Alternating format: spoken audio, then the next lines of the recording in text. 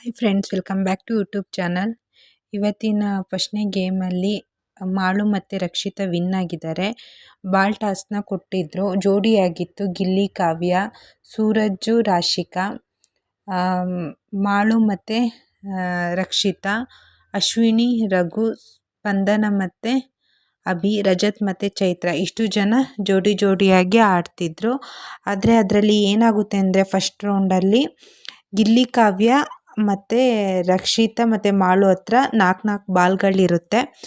ಅಷ್ಟೊತ್ತಿಗೆ ಸ್ಪಂದನಂಗೆ ಕಾಲು ಇಂಜುರಿಯಾಗಿ ಆಟಾಡೋಕ್ಕಾಗಲ್ಲ. Big boss ಅದಕ್ಕೆ ಅಲ್ಲಿಗೆ ಸ್ಟಾಪ್ ಮಾಡಿ ನಿಲ್ಲಿಸಿದ್ದಾರೆ.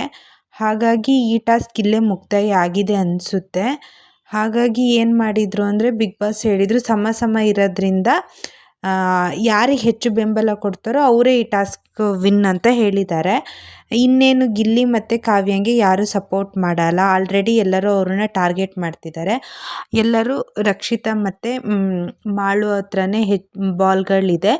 ಅವ್ರದ್ದು ಅಲ್ಲದೆ ರಾಶಿಕಾ, ರಘುದು, ಇನ್ನು ಅಭಿ ಹತ್ರ ಅಂತೂ ಬಾಲೇ ಇಲ್ಲ. ಅವ್ರದ್ದೆಲ್ಲ ಬಾಲ್ಗಳನ್ನ ರಕ್ಷಿತಾ ಮತ್ತು ಮಾಳುಗೆ ಕೊಟ್ಟು ಈ ಟಾಸ್ಕ್ನ ವಿನ್ನು ರಕ್ಷಿತಾ ಮತ್ತು ಮಾಳು ಆಗಿದ್ದಾರೆ. ಅದ್ರ ಜೊತೆ ಯಾರು ವಿನ್ ಆಗ್ತಾರೋ ಅವರೊಬ್ಬರನ್ನ ಒಂದು ಜೋಡಿನ ಹೊರಗೆ ಇಡೋದಿರುತ್ತೆ.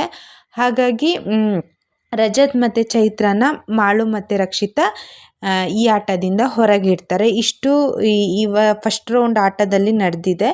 ಸ್ಪಂದನಂಗೆ ಕಾಲು ಇಂಜುರಿ ಆಗಿರೋದ್ರಿಂದ ಆಸ್ಪತ್ರೆಗೆ ಹೋಗಿ ಬಂದಿದ್ದಾರೆ. ಇನ್ನು ನೋಡಬೇಕು ಏನಾಗುತ್ತೆ ಅಂತ. ಆದರೆ ಫಸ್ಟ್ನೇ ಟಾಸ್ನ ವಿನ್ ಆಗಿರೋದು ರಕ್ಷಿತಾ ಮತ್ತು ಮಾಳು.